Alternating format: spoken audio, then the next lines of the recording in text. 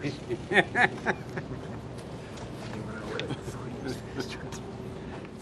Good afternoon. I'm Superintendent Joseph D'Amico, Superintendent of the New York State Police. First, I'd like to start by reassuring the community that we're doing all that we can to ensure their safety during this search and this investigation. As law enforcement, we're all in during this search. We won't stop until we have these convicts captured. To date, we've received more than 500 leads, and we're thoroughly investigating each and every one. That means looking behind every tree, under every rock, and inside every structure until we find these men. Today, the public will have noticed an increased police presence both in the village of Dannemora and in Willsboro in Essex County. We continue to go door to door, checking homes and seasonal residences, and we continue to do vehicle checks at a number of roadblocks in the area. We have more than 450 law enforcement members working on this search. In addition to the New York State Police, we have the New York State Department of Corrections and Community Supervision, the New York State Department of Environmental Conservation, our forest rangers, FBI, U.S. Marshals, U.S. Customs and Border Protection, all working together as one team. The New York State Police and the Vermont State Police are working hand in hand to secure our state's borders. One of the things that we developed during our investigation was information that there was a possibility of them fleeing towards Vermont. It was mentioned early on. We've reached out, we've been hand in hand with the Vermont State Police on working to secure the borders, and today we're just formalizing our arrangement, our agreement. We'll be able to deploy New York State troopers across the Vermont and New York State line should it be required for searches. And again, that's if leads take us there. In addition, we've conducted interviews with inmates, correction officers, contract employees, and anyone else working here at Clinton Correctional. I won't get into specifics on how these interviews went or who was interviewed or who wasn't, but we continue to ask the public for their assistance in their investigation, looking for any suspicious activity that they might see in their communities, anything that they see that's out of the ordinary, and we urge them to contact law enforcement. We ask the public to remain vigilant. These men are considered extremely dangerous. Please call 911 immediately if you should see these inmates. If you own a seasonal camp and you notice anything out of place when you arrive, please don't hesitate. Call the police. We want to remind the public, again, do not try to approach these men. They're extremely dangerous. If you have any information on these inmates or their escape, or if you can help us in any way, please call our tip line, 1-800-GIVE-TIP, G-I-V-E-T-I-P. I'd also like to remind the public that New York State is offering a $100,000 reward for information that leads to the capture of both of these men. I just want to thank the public for their patience. We've received hundreds of tips, not only through our tip line, but through social media. We've actually topped millions of people contacting us to try to assist us and to get information. So please, I just ask, stay aware, report any information, any signings. Now at this time, it's my pleasure to introduce the Colonel from the Vermont State Police, Colonel Tom Lesperance. Appreciate it. I'm Tommy Lesperance, the Colonel of the State Police in Vermont. I just wanted to thank the New York State Police, the Governor's Office, both in Vermont and New York, for bringing us over here today just to follow up with some information. We have troopers working along the lake. The Marine Division's been activated to work the lake shore, along with troopers in remote sections of Vermont. We're checking campsites. We'll be passing out leaflets along those campsites, those public campgrounds, both state and private. I want to thank the Vermont media in particular for keeping us so aware in Vermont as to what's been developing here in New York. At this point, the Governor. Thank you, Colonel Lesperance. Thank you, Superintendent D'Amico. Thank you, Colonel Lesperance. I'm also delighted to be here with my Commissioner of Public Safety, Commissioner Flynn. Most importantly, I'm delighted to be here with Governor Cuomo of New York, in New York. Governor Cuomo and I are committed to doing everything that we can to keeping the folks in Vermont and New York safe as we hunt down these two inmates that are clearly dangerous people. Governor Cuomo called me this morning and informed me that although we don't know where they are or where they've gone, that there's some indication that one of their destinations, the destination they might have indicated, was the state of Vermont. So we have taken a number of actions together to ensure that our law enforcement community has no obstacles to apprehending these two criminals. I've directed my state police to do the following 5 things. 1, we have sent a Vermont State Police liaison to the command post in New York so that we're working seamlessly to move information.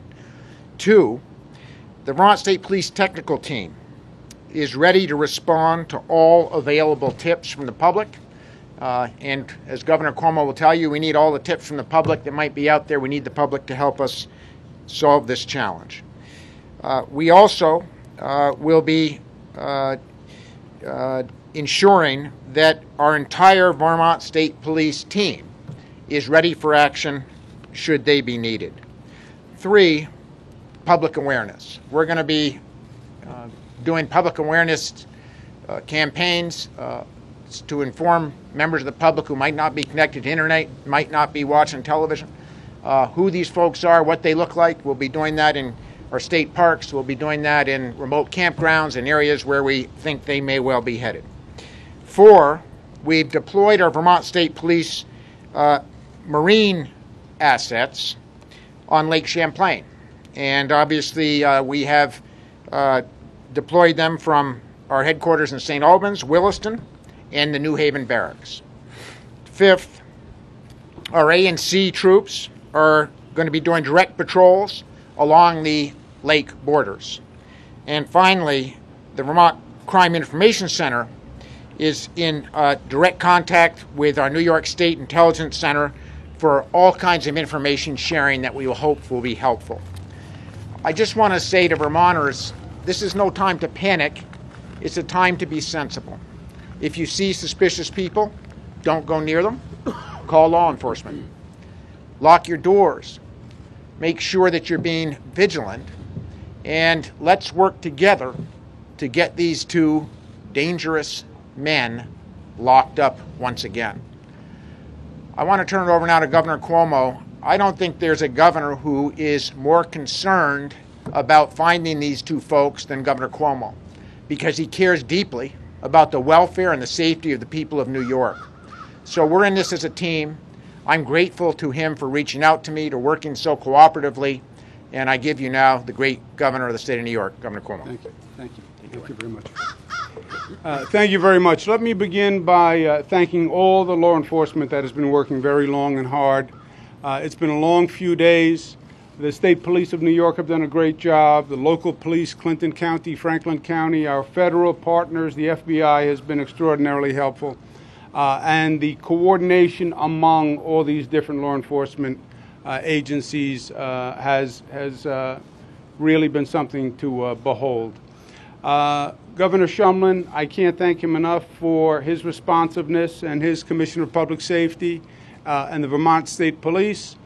We have information that would suggest that Vermont was discussed as a possible location, and the governor was very generous in saying that he would be fully cooperative.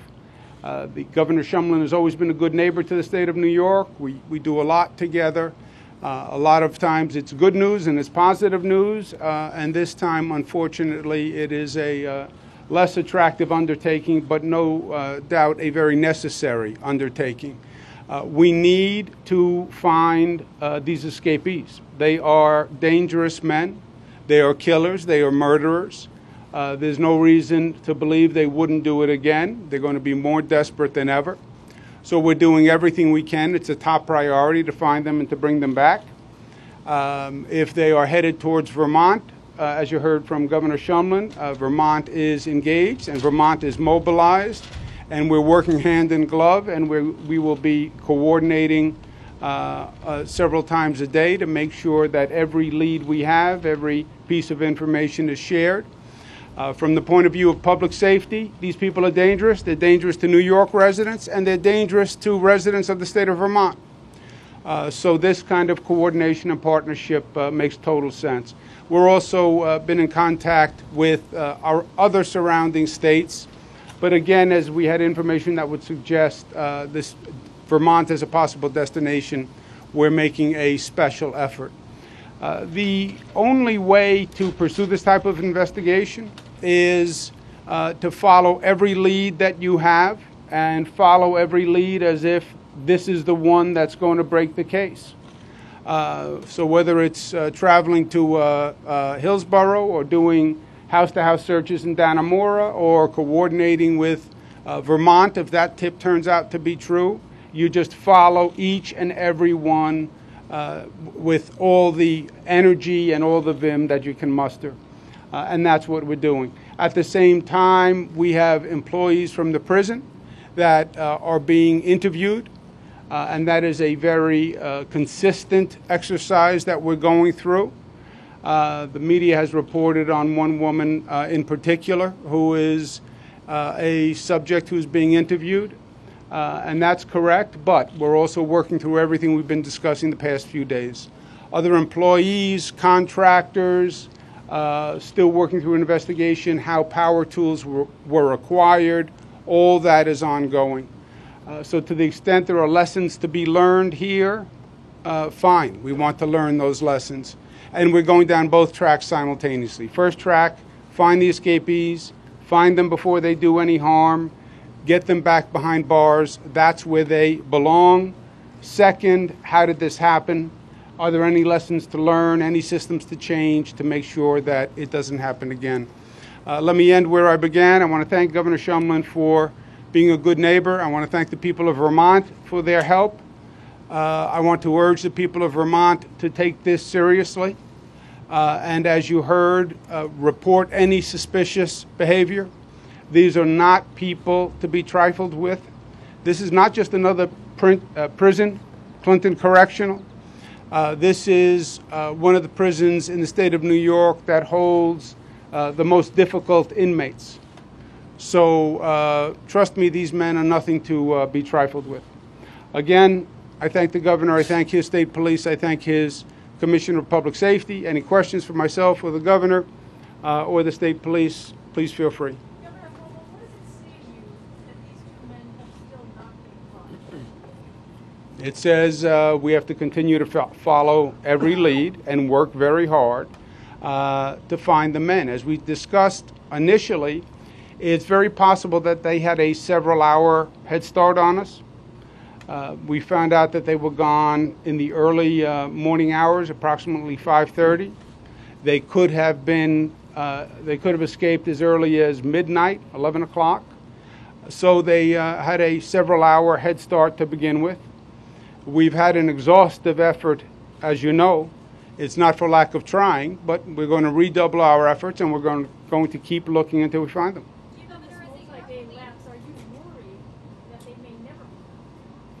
I am confident we will find them. The only question is when. Governor Shumlin, can you confirm that these men may have had a plan to go to a cabin in Vermont? I'm going to be careful of what I confirm because this is an ongoing investigation. What I can tell you is that we have information that suggests that they thought that New York was going to be hot, Vermont would be cooler in terms of law enforcement, and that a camp in Vermont might be a better place to be than New York. Do you know where in Vermont? We do not. Colonel Lesperance, can you speak to what's being done when you guys first were contacted from New York, and what's being done, for example, at the ferries? Coming across today, it didn't seem like anything was really stepped up at all. Talk about like the different borders. And Sure. stuff. I was contacted immediately after the break through emails with New York State Police and their information, their NYSEC. And immediately we deployed troopers up to the Grand Isle and down to Charlotte, patrolling those ferry areas. We had a tactical team deployed up in the islands just in case there was a sighting that would come up in that area. We've been on this working hand in hand with New York State Police. They've been sharing all the information, all the relevant information that speaks towards Vermont, especially. We have a trooper that's deployed here now to their command center as well. I'm wondering about that Hillsborough tip that you had yesterday. You were searching that area. Do you believe that's a credible tip still, or are you still searching that area? We are still searching in that area. The tip that we were following up was a sighting on two individuals who could have fit the description, not confirmed that they were our escapees, but out of due caution, we deployed and we did a pretty thorough search, which continues, but no confirmation that they were our escapees. Did that tip on Vermont come from interviews with insiders, either employees or inmates? I'll just say that during the course of the investigation that we did develop information that had been discussed by these men prior to their escape, the possibility of going to Vermont and finding a location in Vermont. I'm not prepared to go into where it came from. Dr. Cuomo, is it the belief that they're working with people and getting help, or that they're still on their own? No, I mean, you know, I think the governor confirmed that. We have spoken to the female that the media has widely reported on. Obviously, she was befriended, or she befriended the inmates and may have had some sort of role in assisting them, but I'm not prepared to go into details on that. I'm not prepared to go into those details. Way over there on the left. Yes, young lady. Is it still the belief that they're maybe working with someone or that they're on their own? Yeah, I mean, you know, we're going on the premise that, you know, we don't know that they've left the state or that they've left the area. And, you know, we take it just as serious to search in the area around here as we are in the Willsboro area, in the Vermont area, or anything else. Until we have them in custody, you know, we're not going to discount any of it. You know, as the governor said, they could have had a pretty good lead on us. But, you know, we can't confirm whether they took advantage of that or not. Of the 500 tips you've gotten, how many would you consider credible and hot at this point that you're pursuing actively? We are, you know, we take every one of these tips seriously. You never know which one is going to be the one that leads you. You know, we're doing two parts of this case. We have an investigative piece that's kind of delving into all the aspects before and after, and there's the physical search. It's mostly what you see here. And every possible sighting we follow up on, every piece of information we follow up on. You know, I would just say that none of them have developed the cause to put them in custody yet, so we're still working hard. Any information they've gotten a vehicle or that they're still on foot? I have no information on where they are or what they're doing, I'll be honest with you. All right, we've got to wrap it up. What privileges do they have besides the I'm sorry? What kind of privileges do they have besides the I can't speak on their corrections treatment. I mean, again, it's been just what you read in the media that they were model employees, you know, model prisoners. Is 250 men enough? Would you could We have plenty of resources between New York State Police, New York State Docks, Environmental Protection, the FBI, who are always tremendous partners to us, and Customs and Border Protection. We have a lot of people on the ground. We're in various areas throughout the state if we needed to. We have a very big state police, and we'll bring in whatever resources are necessary to be effective. So. Thank you, guys. Thank you. Thank you.